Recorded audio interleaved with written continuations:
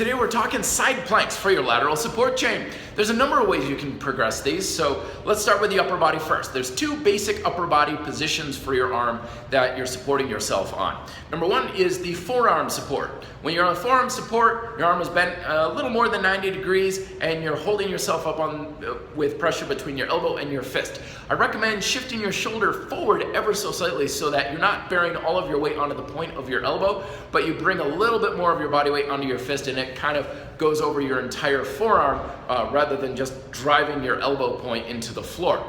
Second is with a straight arm. Your palm is on the floor, and when you do this, screw your arm into the ground. That screws the tension into your shoulder, gets more activation in your lats, in your chest, and just goes all the way down through your entire lateral support chain. It brings more stability, more safety to your shoulder, and makes the move stronger as a whole. The middle part of your body wants to be fairly stable and not a whole lot of movement. You can do a little bit of pulsing up and down here and there, but for the most part, you're not moving very much.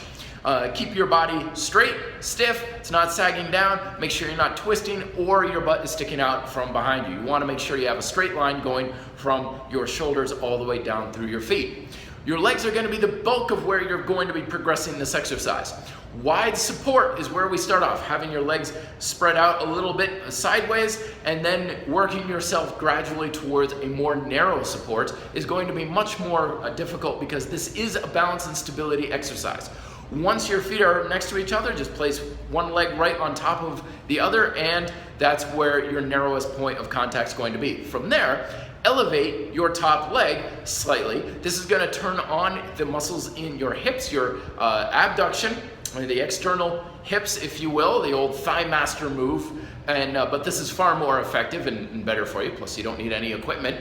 The more you spread your legs apart, the harder your hips are going to be working. You can put a little bit more dynamic movement into this one as well. You can pulse the legs, you can bring the legs together and then come as far apart as well. This is going to work both of your hips at the same time, not just the leg that's lifting, but also the support leg as well. Usually you're going to be doing this for time, 5 to 10 seconds on each side.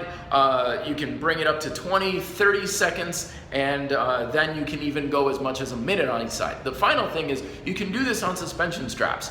If you have your feet in the suspension strap, you now have the ability to stretch yourself out, kind of like the old ab wheels, only you're doing this on the side of your body and either holding, or you can do this dynamically, stretching out, coming back in, and it's going to make your lateral support chain work even more. Let me know if you have any questions down below. Be fit, live free.